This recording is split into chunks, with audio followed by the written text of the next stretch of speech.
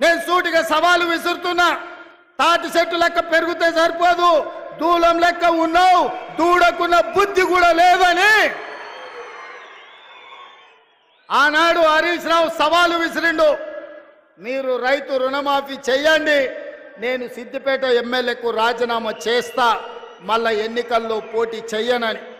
ఇవాళ ఈ వైరాగడ్డ మీద నుంచి ఖమ్మం ప్రజల సమక్షంలో హరీష్ రావు, నీకు సీము నెత్తురుంటే, సిగ్గు లజ్జ ఉంటే రాజీనామా చెయ్యి. నువ్వు కూడా నీ మామలాకనే సిగ్గు లేనోనివైతే ఏట్ల దుంకి సావు అని చెప్పి నేను ఈ సందర్భంగా చెప్పదలుచుకున్నా. ఆయననే నేనన్నా, హరీష్ రావు సిద్ధంగా ఉండు, సిద్దిపేటకు పట్టిన శని పీడ చీడ విరుగడవుతుంది. 15 ఆగస్టు లోపల 2 లక్షల వరకు రుణమాఫీ చేసి తీరుతామని మాట ఇచ్చిన. ఇవాళ 15 ఆగస్టు నాడు మళ్ళీ అదే ఖమ్మం గడ్డ మీద నుంచి ఇవాళ సవాలు విసురుతున్న హరీష్ రావు, నీలో చీము నెత్తురుంటే నీకు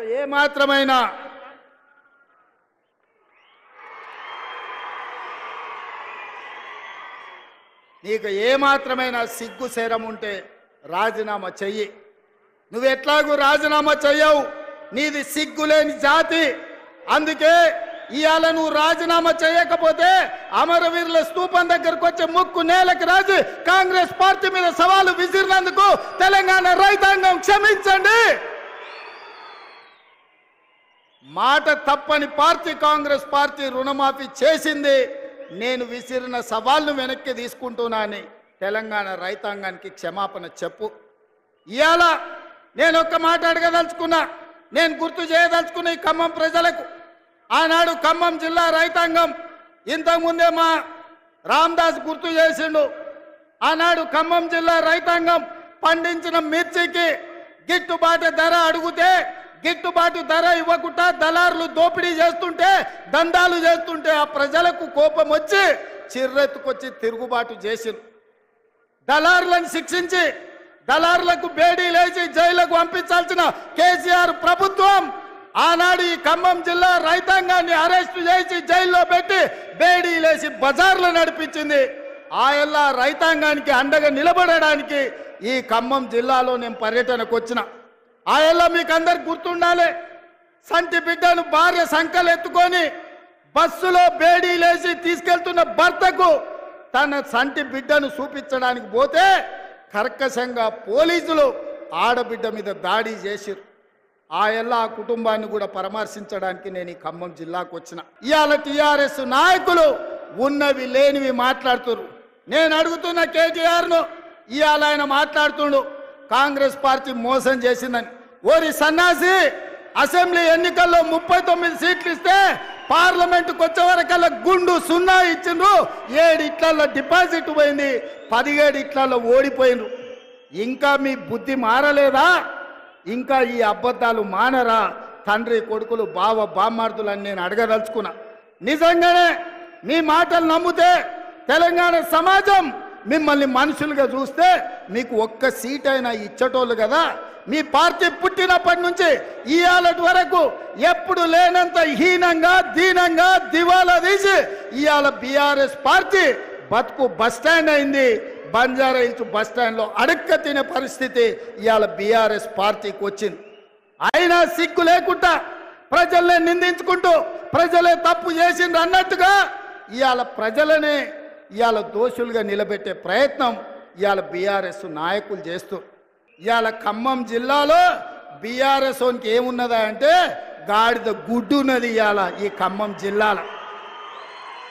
అయినా సిగ్గు తప్పిన వాళ్ళు మారలేదు, వాళ్ళ మాటలలో మార్పు లేదు. పొద్దున్న లేస్తే కొత్త బిచ్చగాడు పొద్దు గుర్తెరగాడు అన్నట్టుగా అబద్ధాలు చెప్పుకుంటా బావ బామ్మార్దులు తిరుగుతున్నారు. అందుకే మిత్రులారా, కాంగ్రెస్ పార్టీ కార్యకర్తలు, ముఖ్యంగా ఖమ్మం జిల్లా కార్యకర్తలు మీరు అండగా నిలబడండి. బీఆర్ఎస్ను బద్దలు కొట్టి బొందబెట్టే బాధ్యత నాది. మీ సోదరుడిగా మీ అన్నగా మీకు మాటిస్తున్నా, ఈ తెలంగాణ రాష్ట్రంలో సమూలంగా నేల మట్టంగా పెకిలించి బంగాళాఖాతంలో బీఆర్ఎస్ను ఇసిరేసే బాధ్యత నేను తీసుకుంటా. హరీష్ రావు గారి సవాల్తో పాటు మా బట్టి విక్రమార్క గారు ఇవాళ ఒక సవాలు విసిరినరు. 100% మా బట్టి గారి సవాల్తో నేను ఏకీభవిస్తున్నా. వ్యవసాయ రంగమైనా, సాగునీటి ప్రాజెక్టులైనా, లేకపోతే సంక్షేమ పథకాలైనా మా పార్టీ తరఫున బట్టి గారు, ఉత్తమ్ గారు వస్తారు. హరీష్, కేసీఆర్ ఎవడెవడు వస్తాడో, లేకపోతే బామార్తులు బిల్లా రంగాలు వస్తారో, ఏ సెంటర్ అయినా, ఏ చౌరస్తైనా, అమరవీరుల స్తూపమైనా మేము సిద్ధం. మీకు సీము నెత్తురుంటే చర్చకు రండి. 10 ఏళ్ల మీ పాలన, 8 నెలల మా ఇందిరమ్మ పాలన మీద చర్చ పెడదాం, సవాలు చేద్దాం. తెలంగాణ సమాజాన్ని న్యాయం చెప్పమని అడుగుదాం. ఒడ్డు పడుకున్నాం కదా అని, టీవీలు పేపర్లు ఉన్నాయి కదా అని నోటికొచ్చిన అబద్ధం చెప్పి ఈ అబద్ధాలని పేపర్లలో రాసి ప్రజల్ని మభ్యపెట్టాలనుకుంటున్నారా? ఇవాళ నిజంగానే హరీష్ రావు నువ్వు చెప్పింది నిజమైతే, కాంగ్రెస్ పార్టీ పేదలకు అన్యాయం చేస్తే నువ్వే సవాలు విసిరినావు కదా, సిద్దిపేట రాజీనామా చేస్తా అని. రాజీనామా చెయ్యి, సిద్దిపేటలో నువ్వు ఎట్లా గెలుస్తావో నేను చూస్తా బిడ్డ. నువ్వు అనుకుంటున్నావేమో సాగుతుందని, దేనికైనా సాగుతుంది. వయసులో ఉంటే పంది కూడా అందంగానే కనిపిస్తుంది. అధికారం ఉంటే నీలాకటోళ్ళకు నీళ్ళు కూడా అట్లనే ఉంటుంది. ఇవాళ అధికారం పోయింది కదా, ఇప్పుడు తెలుస్తుంది నీకు నొప్పేందో, పేద ప్రజల కష్టాలేందో. అందుకే ఇవాళ తండ్రి ముఖం సాటేసిండు, ఫామ్ హౌస్లో వండుకున్నాడు. ఇవాళ ఆయన ఫామ్ హౌస్లో నుంచి బయటికి వస్తలేడు. బయటికి వచ్చినోడు వీడు అబద్ధాలు చెప్పుడు ఆపుతలేడు. అందుకే మిత్రులారా, అప్రమత్తంగా ఉండండి. అయ్యో పాపం అని సానుభూతి చూస్తారా అంటే నాగుపాముకు నాగుకు పాలు పోసినట్టే అవుతుంది బీఆర్ఎస్ సోనిగిన మళ్ళీ దగ్గరికి రానిస్తే. అందుకే ఈరోజు ఇంత మంచి కార్యక్రమం, ఇవాళ సీతారామ ప్రాజెక్టు ప్రారంభోత్సవానికి, అదేవిధంగా 2 లక్షల వరకు 3వ విడత రైతుల రుణమాఫీకి వేలాదిగా మీరు ఇక్కడికి వచ్చి ఆశీర్వదించినందుకు, ఇంతసేపు ఓపిక ఉండి, ముఖ్యంగా మా అక్కలు, మా చెల్లెళ్ళు, మా పెద్దమ్మలందరూ కూడా నిండు మనసుతో, ఆడబిడ్డలందరూ ఇందిరమ్మ రాజ్యాన్ని ఆశీర్వదించడానికి మా లంబాడ సోదరిమణులందరూ కూడా ఇక్కడికి వచ్చినందుకు మనస్ఫూర్తిగా వాళ్ళందరికీ ధన్యవాదాలు తెలియజేస్తూ, ఎవరు ఏం చెప్పినా నమ్మకండి. నిరుద్యోగ యువకులకు ఉద్యోగాలు ఇచ్చే బాధ్యత నాది, రైతులకు రుణమాఫీ చేసే బాధ్యత నాది.